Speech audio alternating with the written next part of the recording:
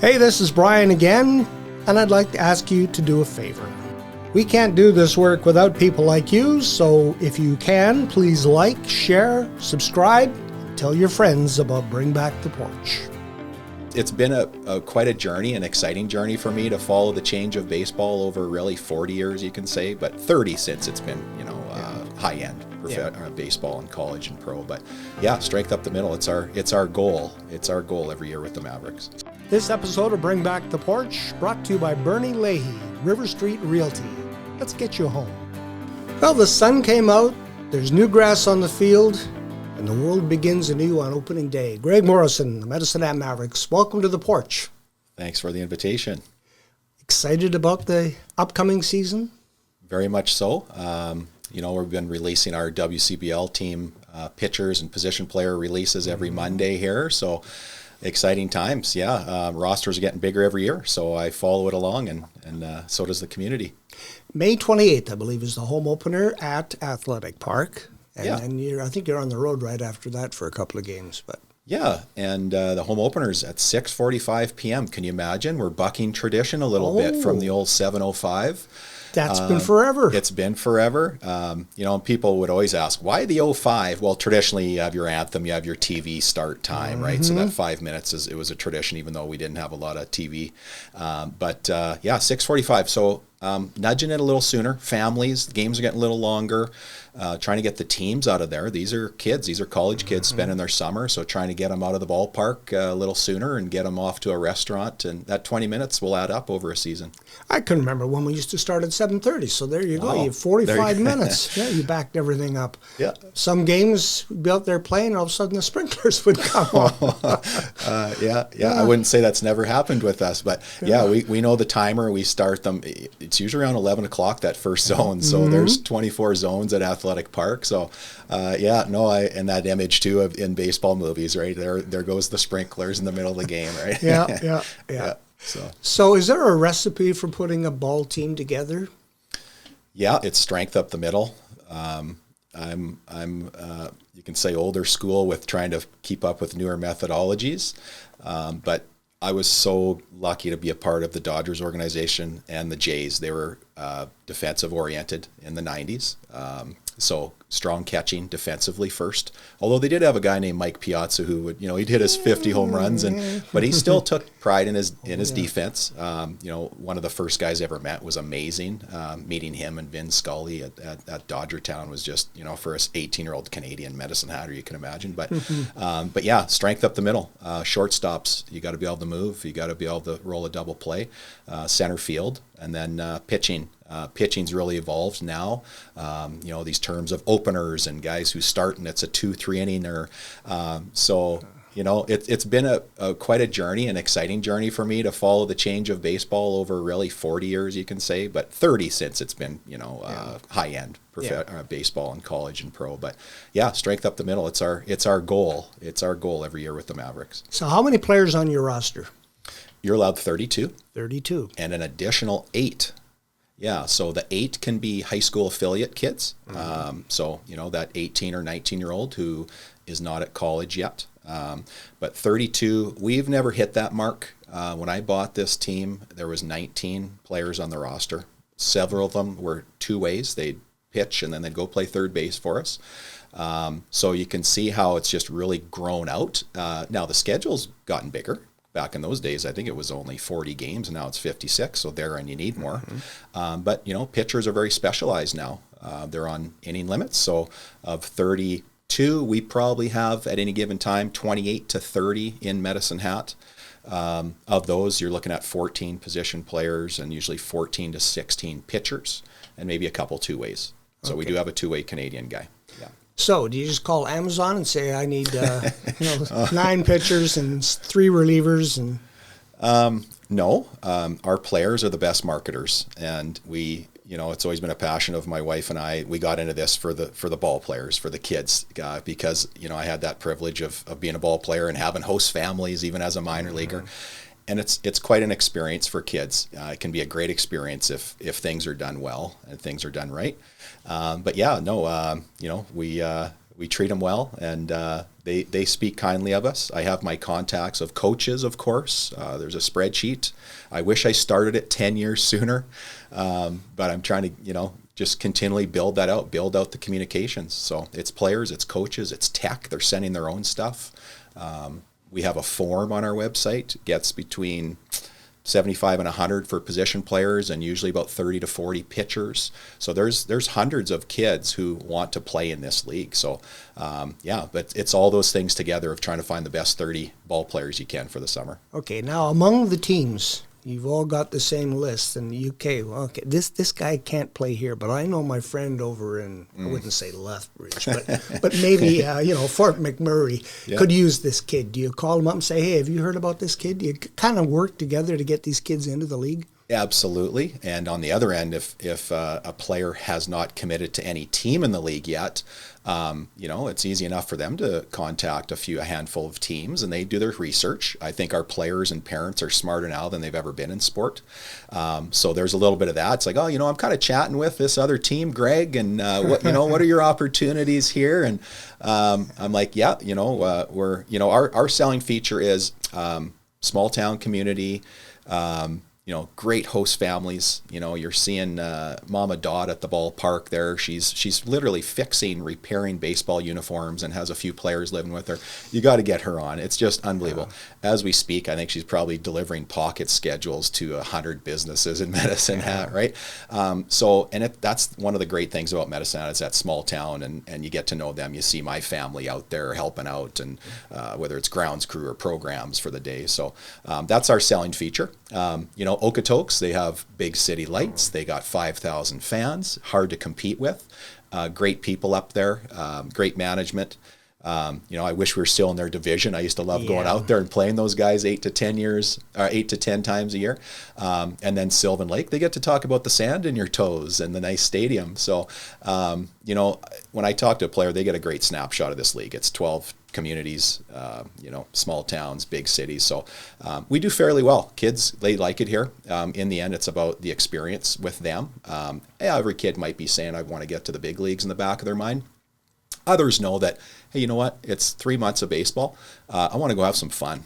That's what baseball has always been about since the age of 6 years old. And I think kids are figuring that out now, that these leagues aren't about, hey, where's this league? Where am I going to get? How many scouts are in the stands? Yeah, you get great exposure here.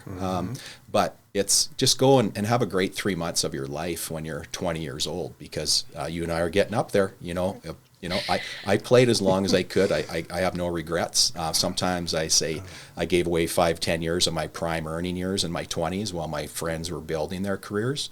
But when I look back, it's, I got no regrets in regards to when I took that jersey off. How many returning players are you allowed to have?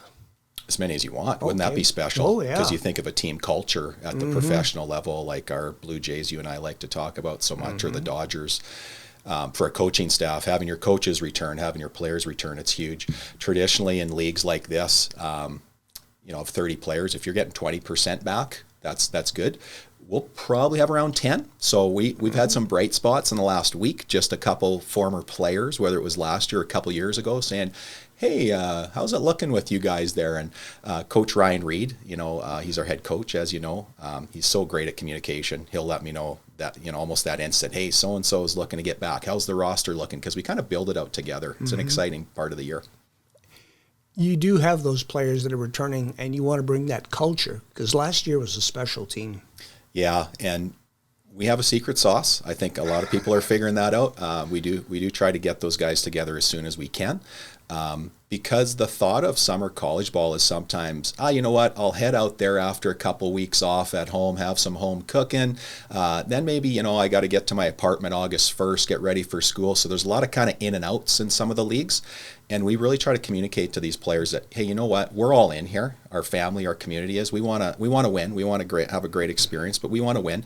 Can you be all in with us? And that might mean you're coming straight from college if you have a playoff run. And I really respect these guys. You're 19 years old. Your JUCO made it. You're playing till June 5th, and you're literally getting in your car for 2 days and driving. You don't get a chance to see mom. So I've had conversations with moms and dads, right? And early on it was, come on, I'm not talking to parents about this. These are college guys, and I've realized, having kids and growing up, and it's okay to talk to mom and dad about that and reassure them and say, when are you coming up to Med Hat? Why don't you fly into Calgary, catch an Okotoks game, go to Banff, boot down to Med Hat, experience Western Canada, right? You're from Georgia. Come on up, right? Yeah. See what it's like here. There's no igloos and no Eskimos. That's right? So, and more, I'd say in the last couple of years, more and more parents are coming for a visit. They're very engaged, just like at the younger levels. Parents are very engaged. So it's a different thing, and that is part of our culture, is make the time for the player. I may have said this to you before, is Pat Gillick was always about the player, and hearing those little one-offs, because there's so much to get distracted in being a GM or a coach, or in life, that it always has to go back to a certain thing. And for us, it's the player, and specifically the baseball development and that experience for them. How many players from last year? You said about 10 coming back? Yeah. You got some names you can share? Yeah, Evan Morrison, he's having a great year. There's definitely a last name connection there. He's my nephew. So he just actually, last week, he set the record at their college for home runs. It was 12 home runs, and was the conference player of the week. And I think we all saw it in him, just plus power. Just the guy can hit a ball anywhere out of the ballpark on any field. Big, strong guy, can run well. So having him back. Josh Stark, we're looking at bringing back. Okay. So he played for us a few years ago. He's had a college career, and he's been playing outfield this year. So he'll be coming back. We got one more of the Volcano. Two of the Volcano brothers are coming back. 2 out of 3. Yeah. Johnny and Adam. So Aaron he aged out. Okay. So Aaron actually was helping me coach this winter. So still helping out the Mavericks. We're hoping on Danny Retzlaff, was a real good lefty NCAA D2 pitcher. Who else we got? Yeah. Oh, both our catchers, defensively oriented catchers, are coming back. So it's looking good, because these are also leaders. And Johnny Volcano, this will be his 3rd year. These are guys that, they're coming back more than once, and that bodes well, because they easily could say, you know what, I've been there, done that. Because there's still a little bit of that. There's still a little bit, I got to go to a different league, or my coach wants me to go to a different league. These kids are having the courage to say, hey, you know what, coach, I want to go back there. That's what was right by me, doing early work, doing that early practice, that batting practice at 2 o'clock with Coach Mo in a 1-on-1 and 2-on-1 setting. Like, that's what I love about having this ball club, is be out there for early work. The players that come through the WCBL, some of them do go on to play in the major leagues, and there are some right now that are in the majors. Yeah. Tugboat there made the World Baseball Classic from the Okotoks Dogs. I think he's in AA lefty. Okotoks has probably the most. They've had the biggest rosters since, they've probably had that size of roster for 6-7 years. They're definitely trendsetters. They're innovative in all things baseball.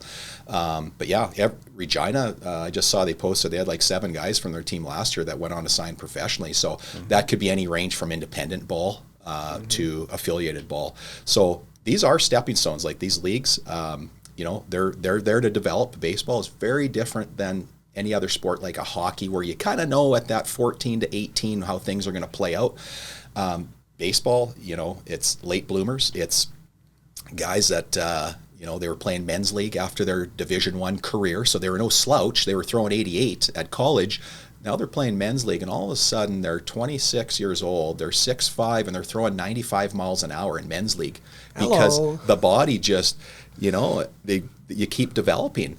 And that's why I think we fall in love with baseball, right? We just don't know how it's going to go. We all love the underdog, whether it's the team or that player, that guy who played 12 years in the minors, like the Jays there, right? And here he is getting the big hit, right? So I think that's what draws us to baseball.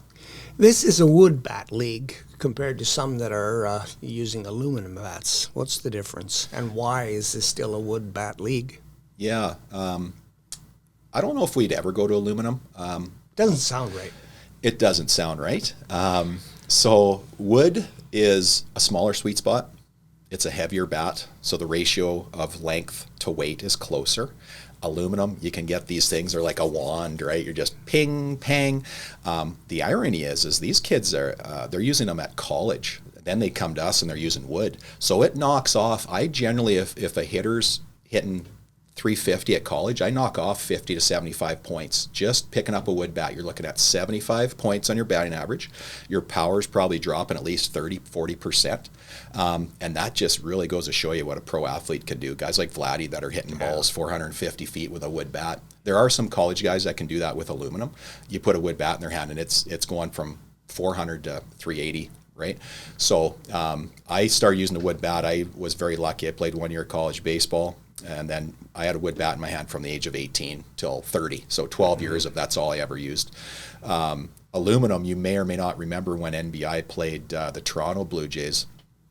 Who was the first baseman, the lefty there? He was hitting 40-some. John Olerud? Olerud was there. No. I just saw the other day, he's still the RBI leader for the Blue Jays. He's first. And then Vernon Wells is second. Fred. And then Vladdy. Not Fred. Not McGriff. I should know this because he was in the big leagues when I was there. Yeah, it's from the Dominican Republic. Lefty. He had that nice sweet swing. So anyways, he picks up an aluminum bat here. They were messing around in batting practice. And he was hitting them over the trees opposite field. So these would be 490, 500-foot shots, right? Yeah. So that's the difference, right? So he could hit that ball 410 probably, Oppo, but that's adding 100 feet just about. So, but wood is tradition. My brothers are old enough. They said, Greg, we were using wood bats when we were 10, 12 years old. There was no aluminum bats. Yeah. So those came about. I can remember, the black Easton, the black and yellow shiny Easton in high school, and some of those bats, they're still around. Those bats last. That's the interesting thing. These new bats, some of them are $600, and they're going under warranty sometimes. Technology has changed with the bat. I still my team. I say use the one piece. Use that old school bat. It's only $189. Use that thing. Use that thing for a few years, so no one doubts that it's not you. Yeah, it's the power comes from you, not from the technology. That's right. Yeah. One of the things the Mavericks do is it's not just from opening day until the end of the season. You're a 12-month operation now, and part of that is attention and coaching for young people in Medicine Hat. Mm-hmm. You have clinics. We have clinics. Yeah, we have youth teams. As you know, I was a kinesiologist, or still am, but not practicing, and had a clinic for 15 years. I said, you know what, a couple summers ago, if I'm going to not have a pension with either of these professions, let's go both feet in with baseball. And man, did it open up opportunities, those extra 30 hours a week of just planning and programming and be able to do, our passion is, 8 to 25-year-old baseball players. So it could be a once-a-week camp for an 8-year-old indoors, January to March. We're just wrapping up our 10 and 12U spring programs right now. So we were just in Lethbridge with our 10U team, and they got the Mavs on. And, I'm there, but I'm there for different reasons. I'm going to a baseball coaching convention. So we have our great parent group of coaches, and we have our supplemental Mavericks support coaches. It's really grown in the last couple of years for us. My first camp I ever did here was at the Field House. It had to have been 30 years ago. Mm-hmm. I was living in Calgary, came back over reading week. I'm printing out a trifold thing. Here's Greg. And, so I've been doing it a long time, even when I was still early on in my career, because it was always a passion of mine. And in so fact, when I got released from the Jays, I remember standing up and shaking his hand, when they just told me I wasn't a major leaguer anymore. I said, I'm going to go get a kines degree and maybe I'll be back someday. They said, really? Okay, well, maybe so. And it didn't take me back to the Jays. But man, did it ever take me down a path that I must have already had there in the back of my head, right? I didn't even know what kinesiology meant back then. But I knew it was fitness and coaching and anatomy and how to move. And that's really what the study of human movement is. So I probably should have said, keep me here, guys, instead of I'll see you in a few years. But I remember that conversation like anybody would, right? Those are the tough conversations that we have to have once in a while too. And that's baseball. You can't have all roses all the time. No, it's a competitive game, and there's always somebody looking to take your spot. That's right. The ballpark itself, any changes, any modifications, improvements this year? No, things that the fan may not see, the players would notice. We added another 6,000 pounds of clay to the infield. So as you can imagine, you have your grass edge, and then your clay begins. Just over winter, that clay gets depleted. and it's just an ongoing process of adding clay. So we've sourced some clay. They ship it in, and it's called Marco, and we add it. Comes in these super sacks, 3,000 pound sacks, and we add that in the fall. So aesthetically, there's really nothing that we've been able to add or structurally. There is one thing we're working on just to take a little bit of heat off the concession, is we've purchased through donation a shipping container. So we're trying to turn it into a popcorn stand, because everybody knows it just gets so congested over in that main concession. So we're going through the details of that. Just, we've got our development permits and such, and trying to, no promises, but maybe on home opener it'll be ready. But that's the kind of growth that we're trying to prepare for, or already in, is, when there's 1,000 fans, there isn't a lot lineups. When you start getting to that 1,800 fans, which is when that ballpark thrives, as you know, right? When there's 1,500 fans in there, it's hopping in there. But it's a little tight in the back of that concession there, and we're still working on trying to get more food trucks. We love the food trucks because, we're kind of in the food and bar business, I guess, but really baseball's our specialty. And, if we could have 1 or 2 food trucks there every game to complement our dessert trucks, that would be great. What about special events in terms of opportunities for people to come in and sponsor a night at the ballpark? Yeah, so we have 28 home games. We generally have 24 or so that the community steps up and they'll kind of sponsor it on behalf of an organization. So there's room. There's always room. It's something where you get to the ceremonial first pitch, and you can get a few PA spots and bring out 40 of your staff or clients. So I've really felt a shift in the last 5 years. I mean, this is 20 years now I've been in sales and sponsorship marketing, so it's been interesting to see it. It's gone away from how big can my logo be at the ballpark to, I want to show my fan or my clients, my staff, how much I appreciate them. So, you got your ground level boxes, you got your River Street patio, you got your Davis deck, and we're like, if we had another blank amount of money, could we build another deck on the other dugout? Because they're still their fans. They love their seats. They go up there and they're in their seat, and it's got their number. But a lot of folks want to mill around. They want to stand around. Hey, it's a meeting place, right? Yeah. Who cares who the Mavs are playing? I want to go see so and so, and I haven't seen him in 10 years, right? Yeah. And that's really what brings the smiles out down there. Is people are like, oh gosh, this is just somewhere to be, whether you're a baseball fan or not. Yeah, it is a place to be on a nice summer evening. Tickets, how do we get them? Season tickets still available? Yeah, we're getting fancy. You can do all that stuff online, but we still like folks to, if they want to come down and say hi, we have our souvenir shop, and they can come down and take a look at the new gear we got. But so you can actually buy individual games online now, and I promise to anyone, if you can set up your email account, you can buy a ticket online, but come down and say hi to the staff. All right, and how do we contact you? Yeah. Website? Google AI any way you need to. You can track us down, and we have a fairly robust website, so you can check out all the pricing, and you can see what games you can come and visit us. Well, May the 28th, it all starts for the Medicine Hat Mavericks. Greg Morrison, I'm sure we'll be talking to you during the season as well, so thanks for the visit. I always enjoy our visits. Thank you, Brian.